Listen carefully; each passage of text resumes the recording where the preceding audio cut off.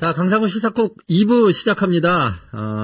요새는요, 불확실성이 제일 심각한 문제인 것 같습니다. 국내외 상황이 다 그렇습니다. 우리는 이제 내란 사태 이후에 경제가 곤두박질 치고 있어요. 이게 뭐 예측 가능해야, 가게도 살림을 꾸리고, 투자자도 투자하고, 기업도 자기 계획 세우고 뭐 이럴 텐데, 의사결정 하기가 참 어렵습니다. 자, 이런 상황에서 우리가 어떤 선택을 하느냐에 따라서 결과가 굉장히 달라질 텐데요. 이광수 경제평론가, 광순의 복덕방 대표 모시고 말씀 나눠보겠습니다. 안녕하세요. 안녕하세요. 네, 반갑습니다. 네, 와주셔서. 예. 감사합니다. 바로, 말씀을 좀 나눠보시죠. 예. 자, 비상계엄 이후에 우리 경제가 폭망이다, 이렇게 얘기를 하고 있어요. 저는 사실은 이런 뉴스가 나올 때마다, 경제는 경제고, 내란은 내란, 그런 거 아니었나? 내란이 경제에 심각하게 영향을 미치는구나. 일반 사람들 피부로 느낀다고 하고, 뭐, 송년회 취소했다 이런 얘기 들었는데, 예. 이게 전문가가 보시기에는 이게 어떻습니까? 내란이 경제에 미친 영향. 근데 아까 뭐 말씀하신 것처럼 사실 경제에서 가장 큰 리스크는 불확실성이거든요. 그러니까 불확실성이 어떤 형식으로 경제에 영향을 미치냐면, 첫 번째는 심리적으로 영향을 미치죠. 그래서 예를 들어서 소비 심리도 위축시키고, 투자 심리도 위축시켜서 전반적으로 경제에 이런 불확실성이 커지면, 악영향을 미칠 수 있는 거고요. 그런 측면에서 이제 정치가 크게 영향을 주는 겁니다. 정치가 이런 상황이니까 사실은 그런 불확실성을 좀 가중시키는 그런 측면이 있죠.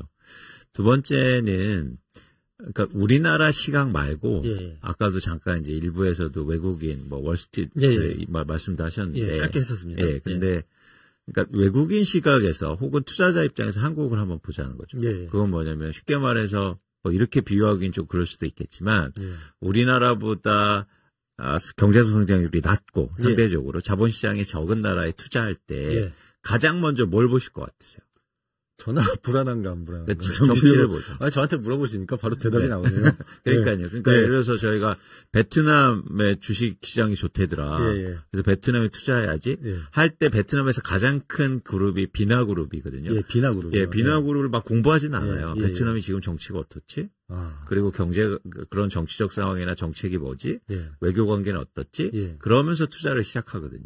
그러니까 주식 투자할 때는 뭐 예를 들어서 베트남 얘기하셨으니까 거기에 내 돈을 얼마를 넣어놓을 텐데 거기 뭐 무슨 정치적 소요 사태가 벌어져가지고. 그렇죠. 주식 시장이 뭐 완전히 막 확 꺾이거나. 그렇죠. 저는 어떤 생각도 들었냐면 내 돈 못 찾으면 어떡하지? 이런 생각도 들고 그런 느낌인 것 같아요. 그렇죠. 그렇기 때문에 사실은 이 정치가 경제에 영향을 여러 가지 측면에서 크게 미치고 있다. 특히 우리나라처럼 내수시장이 그렇게 크지 않고 그리고 또 수출의 비중이 또 높지 않습니까? 지금 현재 상황은. 그러니까 그런 나라에서는 훨씬 더 정치의 영역이 크기 때문에 제가 계속 외치는 게 있어요. 정치는 경제고 경제가 정치다. 그렇군요. 그렇습니다. 한 몸이네요. 그렇습니다. 투자 심리에 영향을 미치는 거는 왜 그렇습니까? 제가 왜 이 질문을 드리냐면 저는 이제 이게 시사 프로그램을 하다 보니 그런 생각하는지도 모르겠는데 야, 요 정도면 윤석열 씨 탄핵되는 거 아니야? 근데 어차피 투자 결정은 뭐 한참 전부터 고민하고 그다음에 투자의 효과도 나중에 나타나는 건데 지금 벌어지는 이 일이 심각하긴 하지만 이거 뭐 몇 달짜리 아니야? 나중에 안정화되겠지. 이렇게 생각하고 할 것 같기도 하단 말이죠.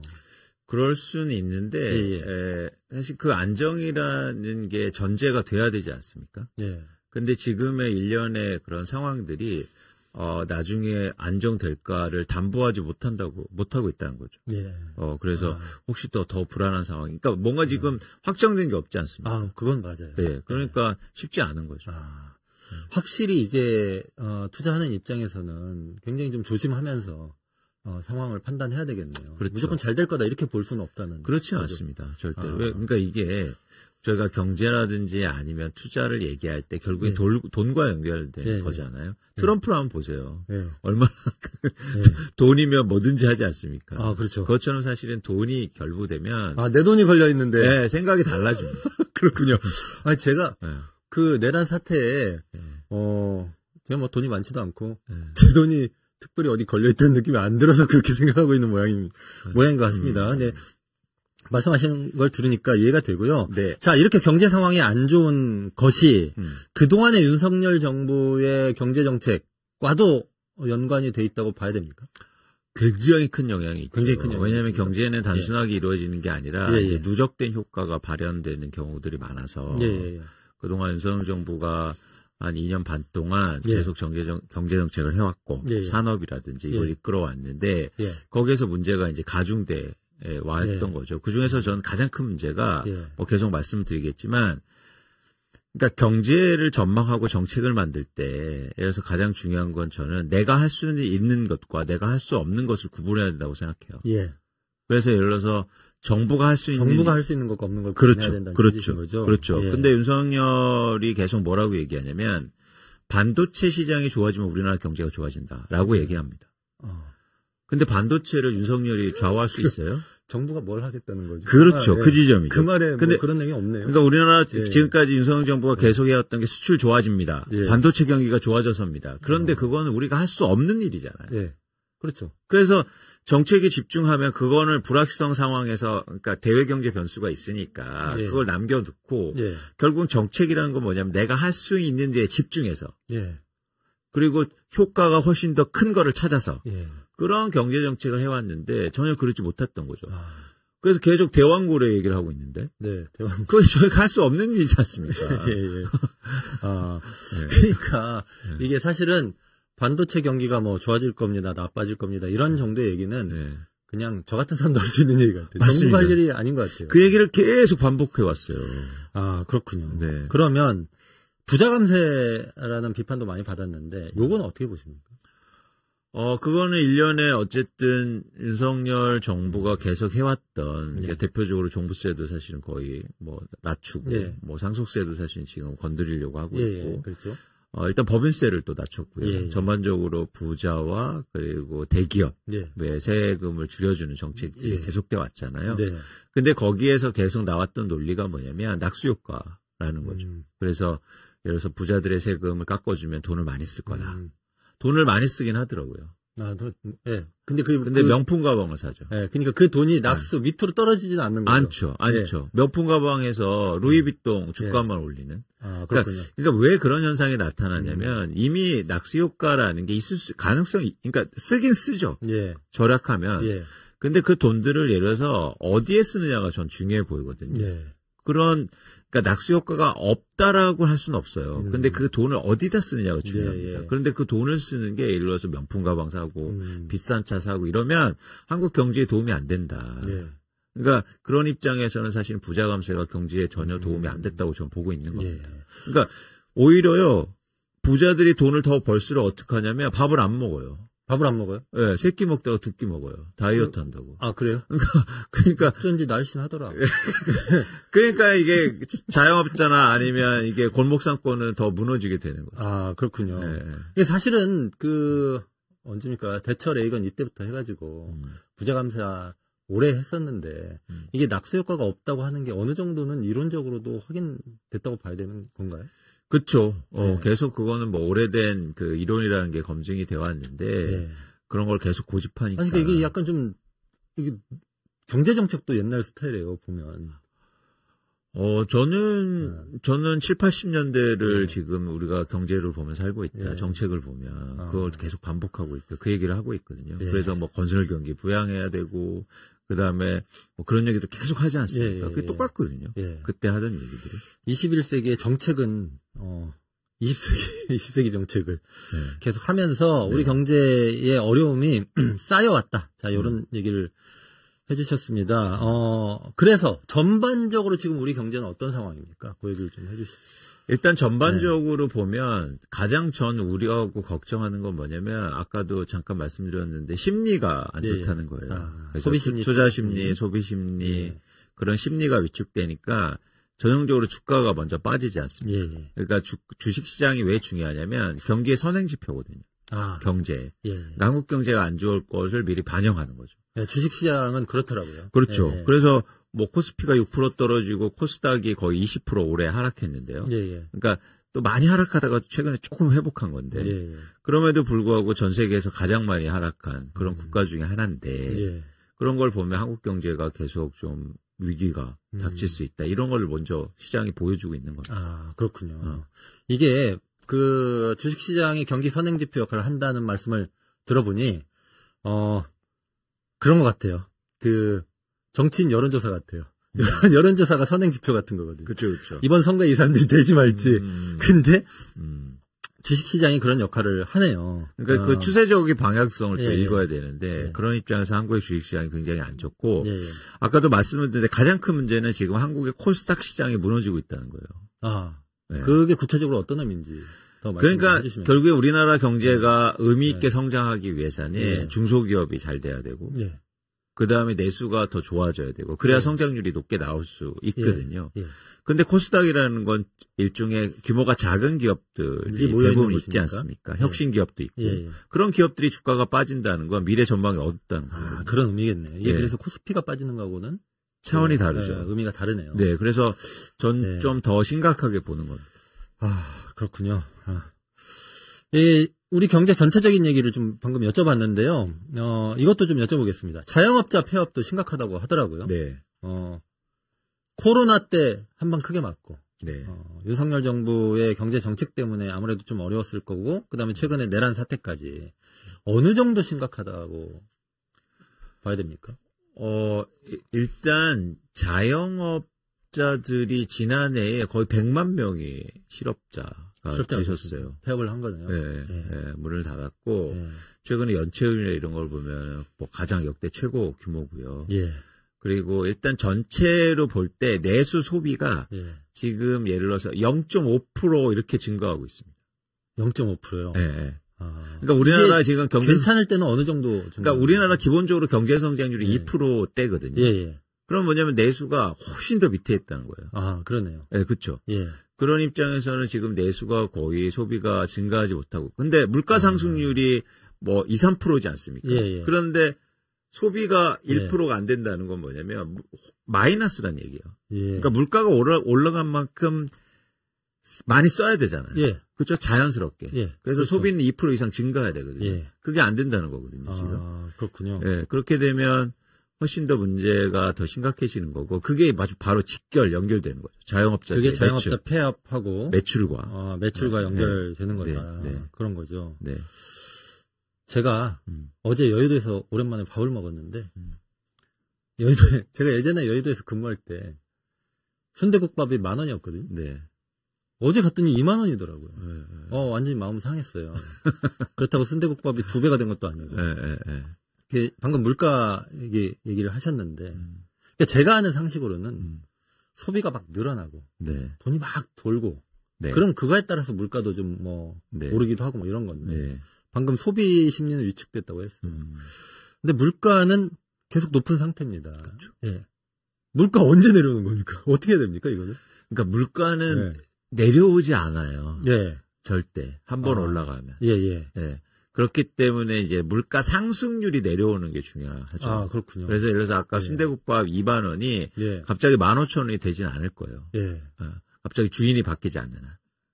그런가요? 그렇죠. 그렇죠. 그래서 어쨌든 올라간 물가는 내려오지 않는데 우리가 말하는 그런 물가가 안정됐다, 진정됐다는 의미는 상승률이 둔화되고 있는 건데 최근에는 이제 확실히 상승률은 둔화되고 있죠. 그 원인은 말씀드린 것처럼 소비가 이제 줄고 있기 때문에 불가피한 좀 과정인 거고. 그래서 그럼 이 상태에서는 가장 좋은 방법은 사실은 소비를 늘리는 겁니다. 그게 그러니까 비용을 낮출 수는 없으니까 가격을 낮출 수 없으니까 그래서 소비를 늘리는 예를 들어서 정책이라든지 그런 이제는 그런 노력들이 훨씬 더 필요한 거죠. 그러면 지금 물가가 그동안 올랐던 거는 소비가 늘어서 오른 건 아닌 거네요. 그러면 비용 그러니까 공급 측면에 그렇죠. 그러니까 우리가 경제학에서는 뭐라고 하냐면 비용 견인 인플레이션이라고 그래요. 그러니까 수요 견인이 있고 그다음에 비용 견인이 있는데 최근에 물가가 오른 건 비용 견인 인플레이션이다. 그러니까 제품 만들 때 들어가는 원재료 비용 같은 게 올라가서 물가가 올라가는 거죠. 그렇죠. 사람들이 돈이 많아갖고 물건을 막 자꾸 사려고 하니까 물가가 올라가는 게 아니고. 그렇습니다. 그렇군요. 자, 대표님, 어쨌든 지금, 경제가 안 좋은 상황이고, 그 다음에 정부 정책도 얘기를 좀 해봤고, 그 다음에 물가 얘기, 그다음에 자영업자 매출 감소 얘기도 해봤습니다. 자, 이런 상황에서 주의 깊게 보는 다른 분야나 수치 같은 게 있습니까?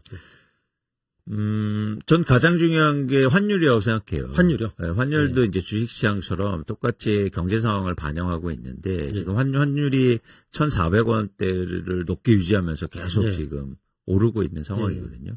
환율이 올라간다는 건 쉽게 말하면 원화 가치가 떨어진다는 거예요. 그러니까 우리나라 돈의 가치가 떨어지고 있다는 건 쉽게 말해서 우리나라 경쟁력이 떨어지고 있다는 의미입니다. 이게 그렇잖아요. 그러니까 이게 원달러 환율 이러면은 저는 평소에 환율이 올라간다 이러면 미국 돈의 가치가 올라간다 이렇게 미국 돈의 가격이 올라간다 뭐 이런 식으로 이해하거든요. 그래서 상대적으로 이제 우리 돈의 가치가 떨어진다 이렇게. 그렇죠. 그렇게 이해할 수도 있는데 지금의 상황은 글로벌하게 보면 우리나라 가치가 떨어지는 속도가 더 빠릅니다. 아, 그렇군요. 왜냐하면 쉽게 말해서 다른 나라들도 다 떨어지면 달러 가치가 올라간 거죠. 아, 그게 아닌 거예요. 그러니까. 그러니까 우리나라 가치가 속도가 더 빠르게 하락하는 거는 우리나라 돈만 지금 떨어지고 있다고 해석할 수 있어요. 우리가 문제여서 떨어지는 거네요. 그렇죠. 그래서 이거는 사실은 국가 경쟁력을 또 상징하기도 하니까. 그런 입장에서는 저는 가장 중요한 지표 중에 하나를 또 환율로 보고 있습니다. 근데 이렇게 환율이 1,400원대 후반대로 계속 올라가면 구체적으로 어떤 문제가 더 생기는 겁니까? 그러면 일단 아까 말씀드렸듯이 물가가 내려올 수가 없어요. 왜냐면 수입 제품의 가격이 올라가잖아요. 그 원재료 수입하니까. 그렇죠. 비싼 걸 수입하게 되는 꼴이 되니까요. 근데 그러면서도 우리가 그동안 이 고환율 정책을 감내할 수 있었던 이유가 있습니다. 그건 뭐냐면 이렇게 되면 수출이 잘 되거든요. 그래서 수출 기업들이 돈을 벌면 그런 유동성이 예를 들어서 그런 부가 국내로 다시 들어오고 그럼 선순환 구조를 만들 수 있다. 그런데 이 연결 구조가 지금 한국은 점점 약해지고 있어요. 그러니까 일단 잠깐만 정리해 보면 우리 돈의 가치가 떨어지니까 우리 돈으로 표시된 우리 그 수출 상품의 그 가격이 상대적으로 낮아지는 걸로 외국에서는 볼 것이고, 그러니까 싼 물건 더 사니까 수출이 잘 될 거다라고 보는 건데, 그 고리가 끊어진 겁니까? 그렇죠. 그러니까 수출이 잘 될 수 있는데 그 수출이 잘 된 돈이 국내로 들어와야 되잖아요. 그렇죠. 근데 이 고리가 약해지고 있다고요. 안 들어와요? 그 이유는 뭐냐면 돈을 벌어서 미국에 투자해요. 그러니까. 그러니까 최근에 거의 300억 불 넘게 미국에 억 달러 넘게 한국의 대기업들이 미국에 투자하는데 거기 뭐 배터리 공장도 짓고 뭐 이런 거 말씀. 그렇습니다. 그러니까 돈을 벌어서 수출을 잘 돼서 그 환율 효과를 미국이 오히려 보고 있는 거예요. 그러네요. 그러니까 기업이 돈을 버는 걸 우리가 용인해주고 우리가 그래도 막 이렇게 좋다고 하는 건 두 가지 측면이 있지 않습니까? 그러니까 뭐냐면 첫 번째는 뭐냐면 투자해서 국내 경제가 좋아질 수 있다. 두 번째는 뭐냐면 고용이죠. 그래서 돈 벌어서 그러면 고용이 증가하니까. 그래서 이 고환율 되더라도 우리가 뭐 물가 오르더라도 참아야지. 그래서 삼성전자 잘 돼야지. 그러면 뭐 우리 주변 사람도 취직해가지고 그렇죠. 그럼 삼성전자가 평택에서 공장도 짓고 그리고 고용도 많이 하고 이런 선순환에서 우리는 인내하고 참아왔던 거거든요. 그러면 환율이 올라가도 우리가 참을 수 있어. 그렇죠. 우리 먹고 살 방법이 없는 게 아니니까. 그렇죠. 순대국밥 올라도 내가 조금만 참으면. 순대국밥 얘기하시니까 다시 마음이 상하고 있습니다. 임금이 오를 수 있어.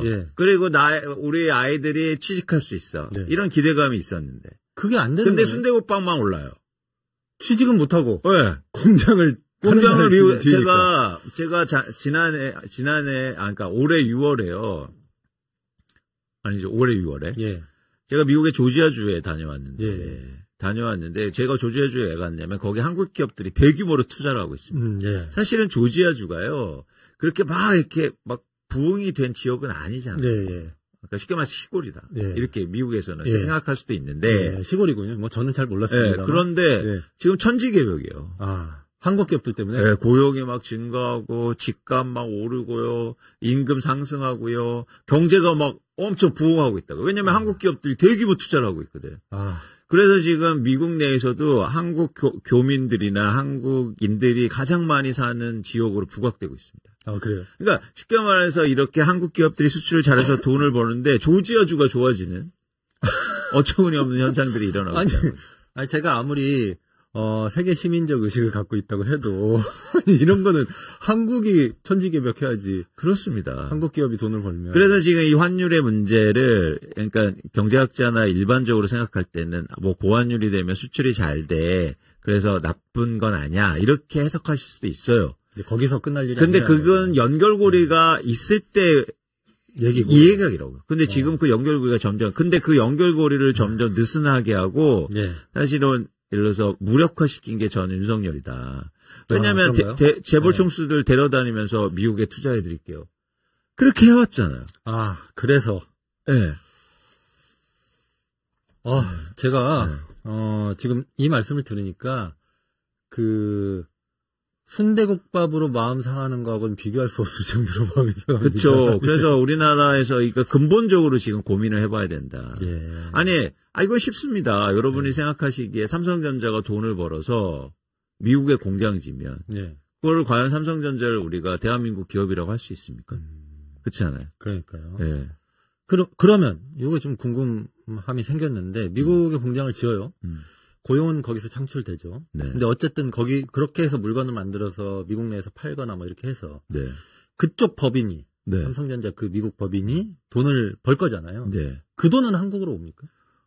올 수 있죠. 올 수 있는데 거기서 또 투자할 테고. 거기서 또 투자하니까. 그리고 자꾸 또 주식시장에서 하니까 그 돈으로 배당하면 외국인 투자자들한테 또 배당이 갈 테고. 그러니까 가장 좋은 거는 사실은 한국의 공장을 투자하는 게 좋거든요. 가장 좋은 건 일자리를 창출하는 거죠. 그렇습니다. 그래야 국민들이 직접적인 혜택을 받으니까. 그렇죠. 그래서 그동안 우리가 수십 년 동안 재벌을 그래도 그 엄청난 악행을 하고 사실은 국가 경제를 그렇게 훼손하는데도 참았다는 게 한 가지 있어요.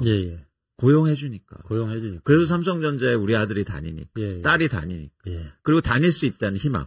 그것 때문에 그것들을 우리가 용인해주고 쉽게 말해서 뭐 큰 죄를 지어도 금방 풀어주고 이랬던 거 아닙니까? 국가 경제에 이바지한 바가 크므로. 근데 제가 볼 때 앞으로 그럴 필요 없다. 한국에 투자도 않는 기업이 어떻게 대한민국입니까? 말씀하셨던 그 부분은 굉장히 중요하고 국민들이 좀 예의주시해야 될 것 같습니다. 이게 환율이 올라간다고 하는 게 단순히 뭐 환율이 올라가나 보다. 옛날 상식으로 수출이 잘 되면 좋지 뭐 이렇게 할 일이 아니라는 말씀을 좀 지적을 해주셨습니다. 부동산 얘기 좀 해보겠습니다. 대표님 전문 분야시잖아요. 현재 대한민국 부동산 시장에서 가장 큰 불확실성이 뭡니까? 그 요인이 뭡니까? 정책이죠. 정책. 그러니까 결국 정치네요. 이것도 마찬가지입니다. 그러니까 특히 한국의 부동산 시장은 또 정책이 좌우하는 게 되게 크거든요. 근데 예를 들어서 금리가 인상되고 시장에 조정기가 왔었는데 또 마찬가지로 윤석열 정부가 엄청나게 부양책을 써요.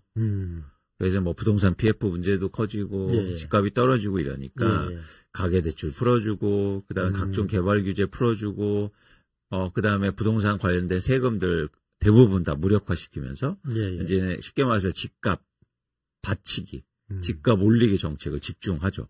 그게 이제 최근에 시장에 또 효과를 내서 서울 아파트를 중심해서 가격이 올랐는데 올라가고 있죠. 과연 이게 지속 가능한가가 가장 지금 불확실성하고 리스크가 큰 겁니다. 그 부동산 부양책이 지속 가능한가 이게 문제라는 말씀이신 거예요? 아니면 그러니까 금리 인상으로 인해서 시장이 좀 조정됐었는데, 정부의 정책으로 인해서 다시 부동산 가격이 올라가고 있어요. 근데 요게, 그 이후에, 계속 올라갈지, 계속 떨어질지, 이게 예측 불가능해서 문제라는 취지신 건가요? 어떤 겁니까? 그러니까 저는 이게 시장이라는 건, 예를 들어서 시장이 이렇게, 제가 이제는 시장을 분석할 때는 이렇게 하락 국면에 있었거든요. 그렇게 되면 쉽게 말해서 소프트 랜딩 하는 거죠.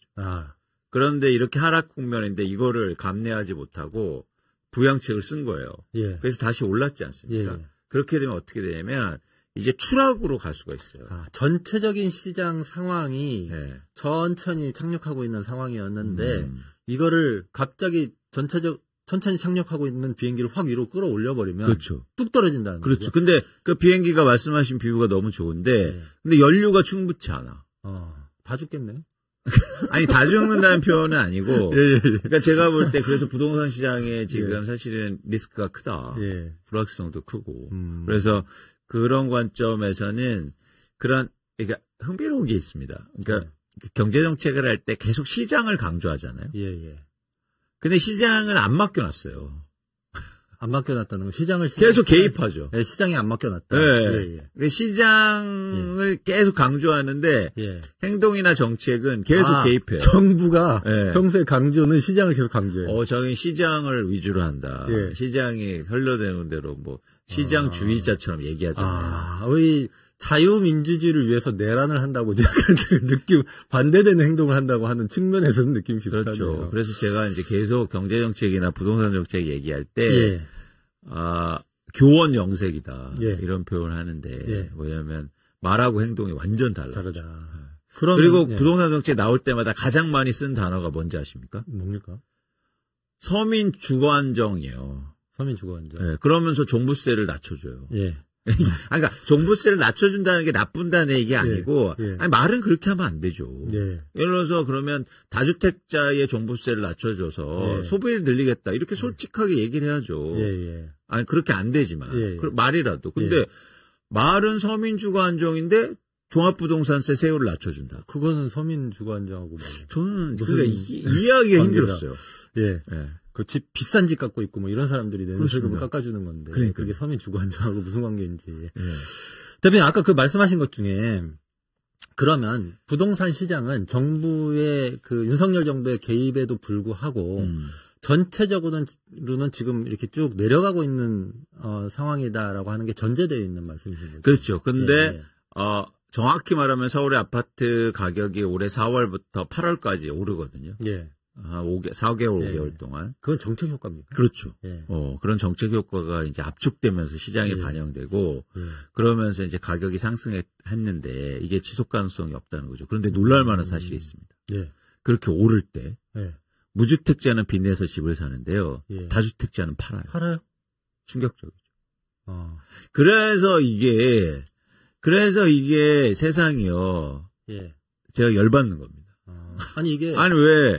저 오늘 지금 마음이 계속 상하고 있는데. 그거랑 비슷하네요. 약간 주가가 오르니까 주식 처음 하는 사람이, 나도 올라타야지 이래가지고 올라타요. 근데 그렇죠. 그때, 이미 가지고, 주식 많이 가지고 있었던 사람들은 팔아요. 그래서 수익을 창출해요. 이런 거하고 약간 비슷하네요. 그래서 이 다주택자들이나 투자자들은요, 최근에 집을 많이 팔았어요. 그래요? 그러니까 지금 근데 시장의 전문가들이나 시장 판단할 때 앞으로 가격이 계속 오를 거라고 얘기하잖아요.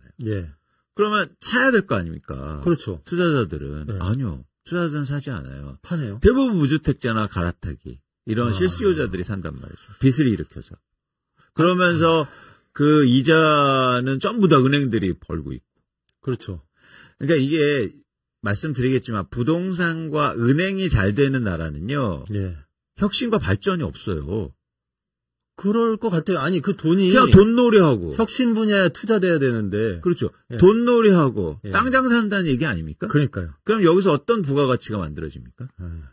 이거 마찬가지 연결고리를 끊지 않으면 근데 더 강화됐다고요. 부가가치라고 하는 게 기존에 없던 새로운 가치인데. 그렇죠. 이거 뭐 지금 은행이 이자 수입으로 수조 원을 벌고 있는데 은행이 지금 어떤 일을 하냐면 그걸로 퇴직금을 활용해서 구조조정하고 있어요. 그건 또 무슨 말입니까? 퇴직금을 활용해서 구조조정한다. 제가 그러니까 수익을 통해서 어떤 지금 구조냐면 자 개인들이 무주택자들이 대출을 일으켜서 집을 사요. 그럼 이자가 많이 내야 되지 않습니까? 은행한테. 은행은 엄청나게 수익이 쌓이고 있다. 그렇겠죠. 근데 그 수익 타는 걸로 퇴직금 줄게 나가 직원들. 은행 내부에서. 그래요? 그래서 구조조정을 한다는 거예요. 퇴직금 줄 돈이 있어야 구조조정도 하는 거니까. 그러니까 제가 아까도 강조했죠. 기업이 경제에서 가장 중요한 역할은 고용이에요. 만약에 가계대출 우리가 정책적으로 증가한 거 아닙니까? 정책대출을 30조 원 풀어내고 그다음에 각종 이렇게 부양책을 통해서 결국엔 가계대출이 늘어난 거 아니에요. 그러면 정책을 통해서 가계대출이 늘어나서 정책을 통해서 은행은 가만 앉아서 돈을 버는 거 아닙니까? 근데 용인해 줄 수 있어요. 언제냐? 그런 은행이 고용을 증가시킬 때만. 그렇죠. 그렇죠.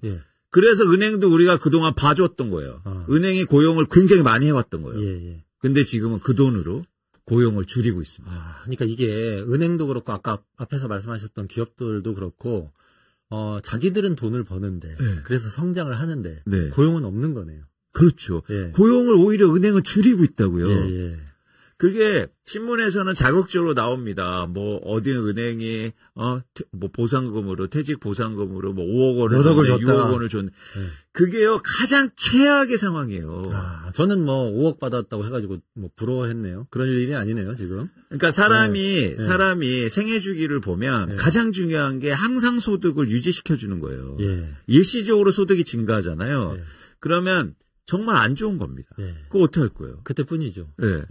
예, 그래서, 그런데 그 돈으로 해서 삼성전자 주식을 사놨는데 반토막이 났다. 그럼 얼마나 불확실성이 커지는 겁니까?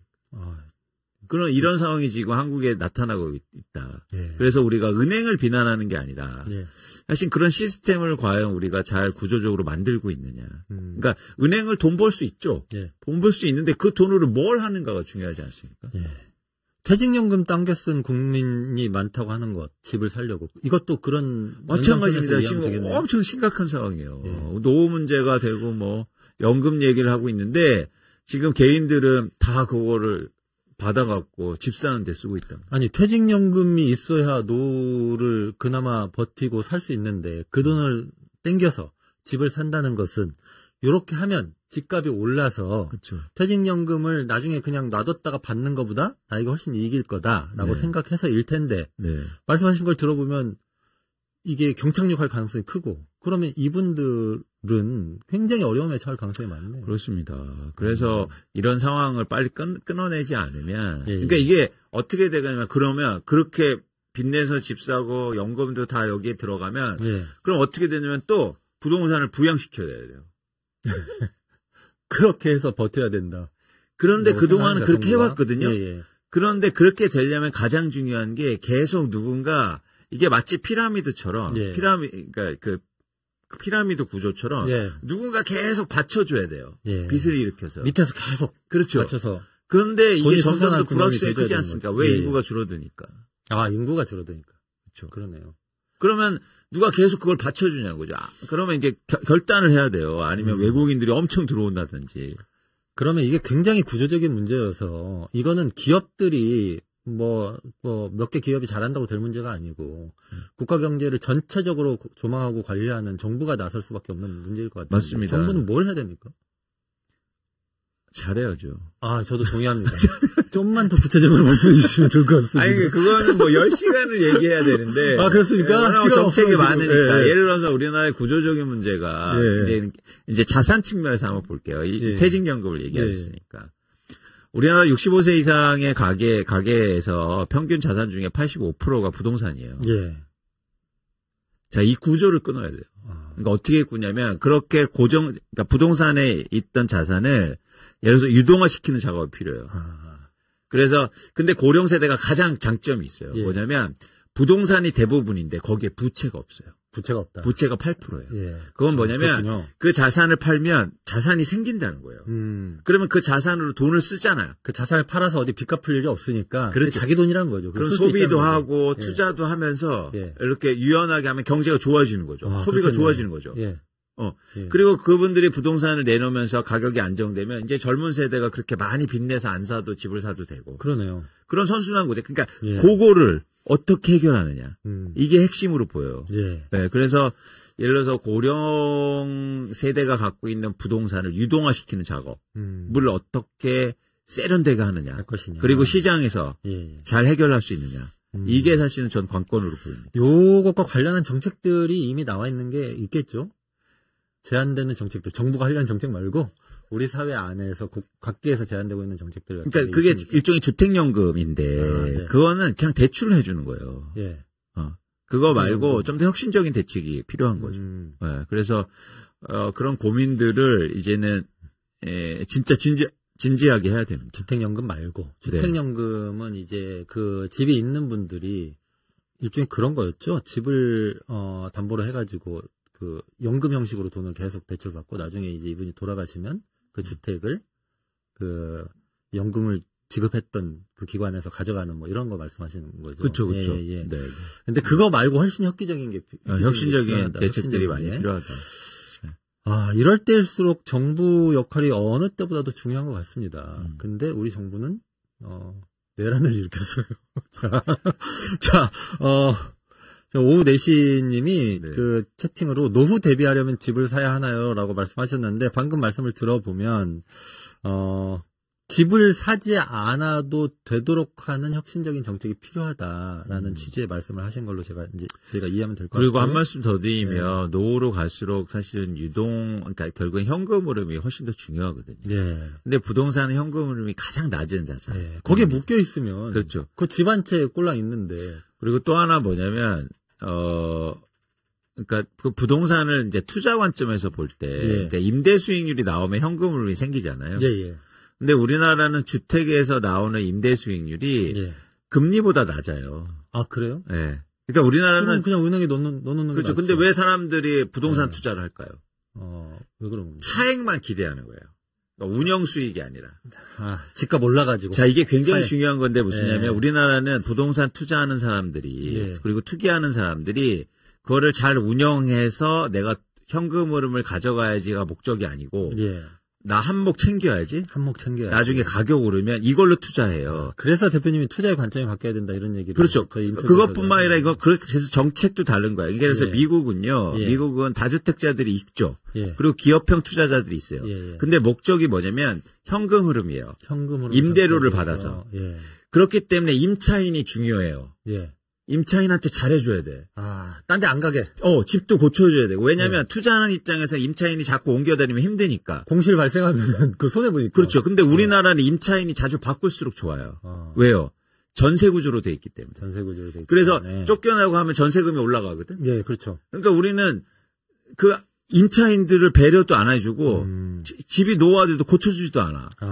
미국에 가보시면 집이요 50년, 70년 대 집들이 많아요. 그러니까 그게 옳다 그러다가 아니고 왜 그렇게 오래 사냐면 계속 고치거든요. 왜냐면 임차인이 임차인들은 다 잘해줘야 되니까. 그래서 내가 소득이 생기니까. 근데 우리는 임차인을 못 살게 굴수록 돈을 버는 구조거든요. 그러니까 이 구조를 일단 깨야 된다. 그러니까 개혁할 게 진짜 많습니다. 그러네요. 근데 이게 이제 임차인을 못 살게 굴수록 돈을 버니까 그게 문제다라고 이제 하셨는데 그렇다고 해서 이제 임대인의 선의에 기대거나 임대인 당신들이 마음을 못되게 먹어서 그래 이렇게 얘기할 수 있는 것은 아니고 이것과 연관된 어떤 구조적 문제 그렇죠. 그리고 관련된 혁신적 정책 이런 게 있어야 맞습니다. 된다는 거죠. 그래서 예를 들어서 그 미국 같은 데 보면은 부동산 가격이 오르면 경기가 좋아져요. 임대료가 올라가면. 왜냐면 그러면은 집을 짓기 시작하거든요. 그렇죠. 그러면 경기가 좋아질 거 아니에요. 일자리도 생기고. 자, 우리나라는 어떤 구조냐면요. 집을 안 지을수록 집값이 오르거든요. 그래요? 그럴 거 아니에요. 집값만 보니까. 운영 수익이 아니라. 임대료가 아니라. 그러니까 계속 집을 오히려 안 지으면서 시장의 변곡점을 키우고. 이게 집값이 오르는 게 또 말씀드린 것처럼 어떤 산업의 부흥과 또 연결이 안 되는 거예요. 그러니까 그냥 집값만 오르는 부작용으로 남는 거예요. 근데 그동안에 각 그 정부들이 집권할 때마다 어디 신도시 짓겠다. 어디 뭐 수도권 뭐 200만 원 짓겠다. 뭐 이런 식으로 해서 집을 또 많이 지어서 그게 집값을 올리는 요인이 되기도 하지 않았습니까? 그러니까 그 다각적으로 분석이 필요한데 일단 집값이 오르면 신도시가 발표되잖아요. 반대예요? 그러니까 그렇죠. 그런 겁니까? 그렇죠. 막 집값이 폭등하면 신도시 개발한다고 그래서 안심하시라 공급 많을 테니까 이 얘기를 하는 거잖아요. 그런 거 그렇게 봐야 되는 거예요. 그래서 신도시 막 지금도 상기 신도시 하려니까 집값이 떨어지려고 하니까 야 이거 해야 돼 말아야 돼 이러고 있는 상황이죠.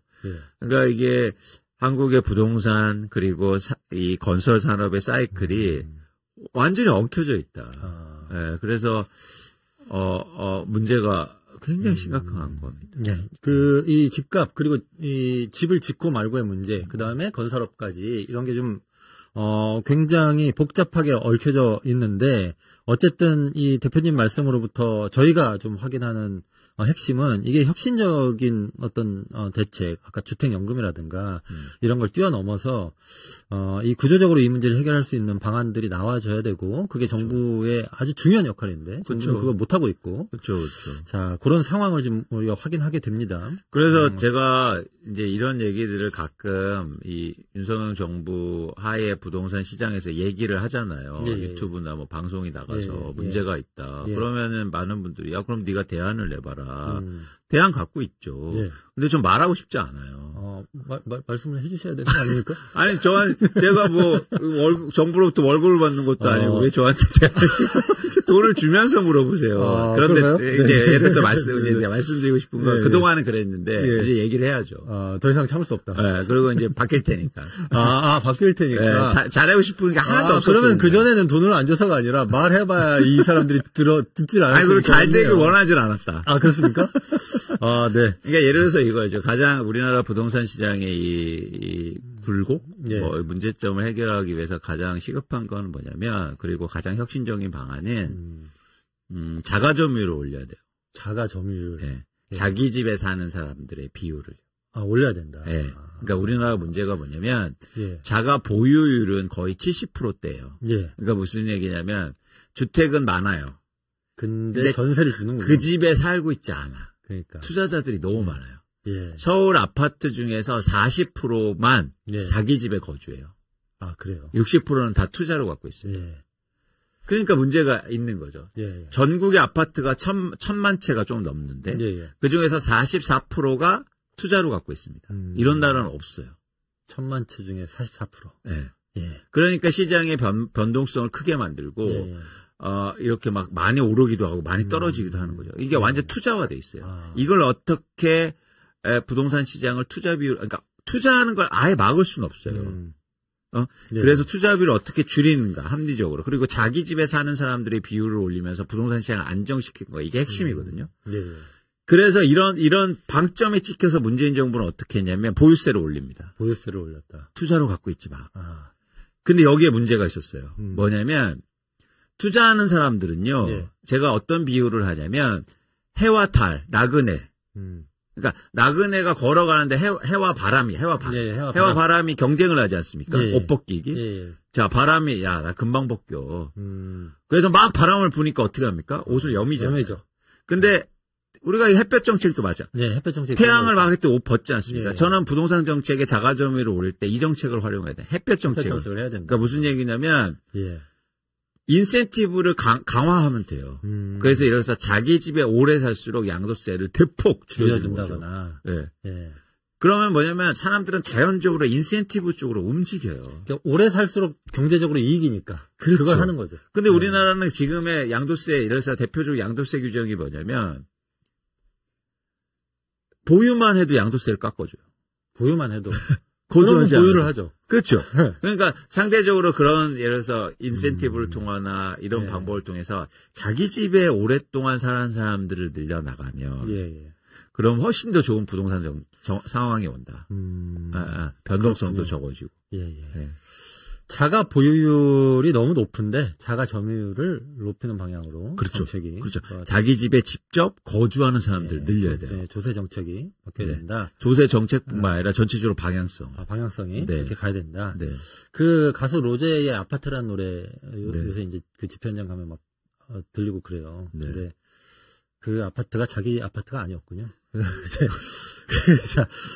로제는 자기 아파트겠죠. 로제는 자기 아파트겠네요. 자기 아파트. 그거를 따라 부르는 한국 시민들이 그렇죠. 자기 아파트가 아닐 가능성이 확률이 높죠. 아파트를 그 노래 부르면서 그렇게 외쳤는데 내 아파트가 아니고. 그렇죠. 자, 자가 점유율을 높이자. 자가 보유율이 아니라. 자, 이런 말씀 해주셨습니다. 근데 망고즈님 말씀하시는데 사실은 저는 부동산하고 교육이 우리나라의 가장 큰 개혁 과제라고 생각합니다. 교육. 두 개 또 연결이 돼 있잖아요. 연결돼 있죠. 그래서 한국은행 총재가 이런 말을 하잖아요. 뭐냐면 부동산이 문제면 그러니까 서울대학 인원을 뽑는데 예를 들어서 지역별로 배분하자. 그런 얘기 하지 않습니까? 했었어요. 그럼 어떻게 되는지 아세요? 그 지역이 또 올라요. 아, 그렇겠네요.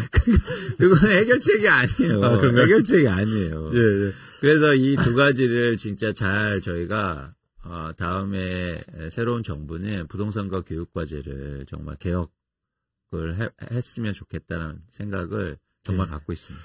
교육 정책은 뭐 여기서 길게 얘기할 시간은 그거는 제가 이제 전문가도 네, 없긴 한데 네. 예전에 그 한 20년 넘게 전에 그때 이제 그 우리나라 교육 시스템의 정점인 서울대를 없애자 이런 얘기도 있었고, 그다음에 국공립대학들의 네트워크를 만들어서 어느 국공립대학에 가든 졸업장은 예를 들면 한국대 이런 식으로 받도록 해서 일단 국공립대에서의 차별부터 없애고 뭐 이런 시도들도 있고, 그래서 국공립대학 총장협의회인가 뭐 이런 것도 만들어지기도 뭐 했었던 걸로 제가 알고 있는데, 하여튼 뭐 다 후퇴하고 지금 뭐 된 게 없는 것 같습니다.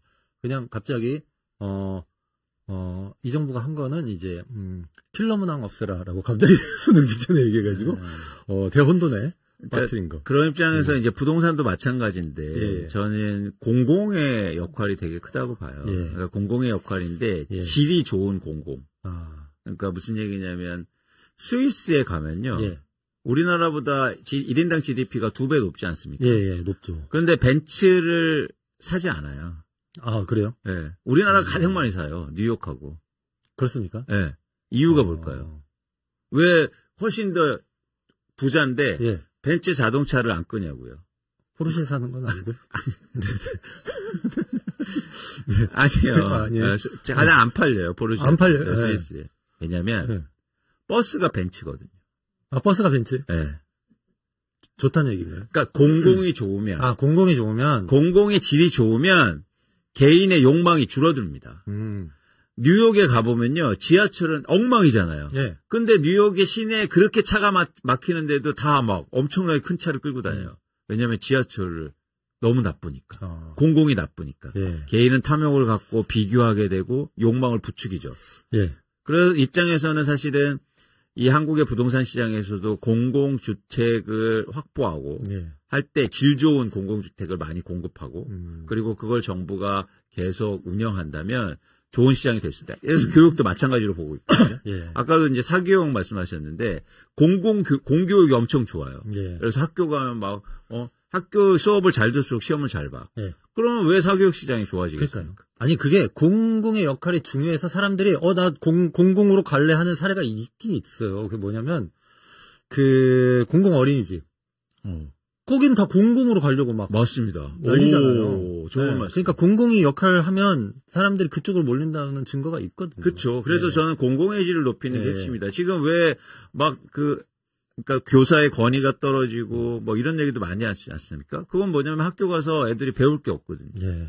그러니까 사실 그런 입장에서는 공공의 질을 높이는 정책이 네. 부동산과 교육에서도 가장 중요한 네. 정책이 되지 않을까 생각합니다. 네. 그렇습니다. 물론 이제 아까 대중교통 얘기하셔서 얼핏 이제 그 비율을 드시느라고 그 얘기를 하시긴 하셨지만 제 머릿속에서는 얼핏 근데 왜 우리나라는 대중교통이 굉장히 좋은데도 벤츠를 그렇게 몰고 다녀? 다른 교통과 관련해서는 다른 요인도 있겠다 이런 생각 들지만 어쨌든 부동산에서 공공의 역할이 중요한 건 우리나라 대중교통 너무 힘들어요. 아 그런가요? 그럼요. 그래서 심지어 서울의 지하철에 좋은 줄 알았네요. 서울의 지하철에 의자를 없애요. 왜요? 더 많이 타라고. 더 많이 충격적인 공공정책 아니에요? 아, 그 객차에 많이 타라고. 그러니까 제가 말한 공공은 뭐냐면 양이 아니에요. 질이거든요. 질이에요. 근데 우리는 공공 많죠. 버스도 있고 지하철도 다 다녀. 근데 그 정도로는 안 된다는 거군요. 이러고 다니고 야 그래 니네 더 많이 타라고 그럼 의자도 없애야겠다. 이게 정책입니다. 네. 그래서 의자가 없어요. 지하철 가보면. 그렇군요. 끝칸에. 끝칸에 네. 의자 없죠. 더 많이 타라고. 그래서 네. 맞아요. 그런 안이 나오고 있다고요. 앞으로 나오는 지하철은 의자 없애서 더 많이 타게 해. 놀랍지 않습니까? 많이 타겠네요. 힘들어. 자, 다른 얘기 잠깐 좀 해보겠습니다. 예. 트럼프 당선되고 나서, 이게 뭐 장난 아닌데요. 이, 미중 갈등, 그 다음에 주요국 금리 정책 변화 뭐 등등. 자, 트럼프 당선되고 나서 우리 경제에 미친 영향 어떻게 보십니까? 그러니까 우리나라는 기본적으로 수출이 중요한데 예. 수출의 또 불확실성이 커진 거죠. 그래서 네. 당장 지금 아까도 말씀드렸듯이 한국의 기업들이 미국에 투자를 많이 해놨는데 네. 이유가 있었거든요. 네. 인센티브 준다니까. 네. 예를 들어서 세금도 환급해주고, 예를 들어서 지원도 해주고 이렇게 약속해서 갔는데 트럼프가 갑자기 나 그거 모르겠는데, 나 그거 안 해줄래. 근데 네. 공장은 다 지원했고, 그러니까. 그렇죠? 네. 그러면서 요즘에 어떤 말을 하냐면, 야 한국 기업들 니네 임금 더 많이 올려야 돼 미국에서. 그래요? 이러고 있어요. 그리고 또 하나 뭐냐면 그런데 뭐라고 합니까 트럼프가? 머니머신이라고 하잖아요. 맞아요. 대한민국은. 네. 그러면서 방위비 분담 훨씬 더 네. 많이 할 거고 머니머신이라고 하는 건 뭐냐면 한국 만만하네. 이렇게 본 거죠. 그래서 이 트럼프 시대가 오면 올수록 이제 강화되면 강화가 될수록 한국이 더 불안해지고 네. 어려울 수 있다. 네. 사실 지금 한국이 미국의 편중 현상이 더 심화됐거든요. 네. 그러다 보니까 더 문제가 큰 거죠. 네. 편중 현상이 심화된 건 확실히 맞는 것 같습니다. 네. 네. 윤석열 정부 들어서 중국과의 관계 그렇죠. 안 좋아지고 이러면서 그렇죠. 그게 우리가 엄청나게 노력한 거지 않습니까? 예. 그래서 그걸 다각화하려고. 그러니까. 그래서 중국에서 비중도 늘려고 동남아시아의 그런 비중도 늘리고 유럽하고도 열심히 노력해 온 네. 거를 러시아도 사실 마찬가지예요. 일거에 무너뜨린 네. 거죠. 이번 내란 사태 전에도 경제, 교육, 의료 여러 분야에서 내란이라고 불러도 손색이 없을 만한 일들을 쭉 해온 것 같습니다. 네. 경제 성장률 전망치도 안 좋다면서요. 이거 1%대 이제 나오고 있습니다. 그렇죠. 이제 글로벌하게 이렇게 전망하는 기관들이나 아이비드에서 한국의 경제 성장률이 내년 2% 밑으로 갈 수 있고 어쩌면 1%대에서 이렇게 멈출 수도 있다. 네. 이런 얘기들을 하고 또 하나 이제 문제가 뭐냐면 잠재 성장률이 또 떨어지고 있어요. 잠재 성장률이 그렇죠. 떨어져요. 그러니까 경기의 사이클에 따라서 일시적으로 경제 성장률이 낮춰질 수는 있겠죠. 반도체 경기가 너무 안 좋아서. 그런데 잠재 성장률이라는 건 뭐냐면 우리가 향후로 계속 유지할 수 있는 성장률을 얘기하는 거거든요.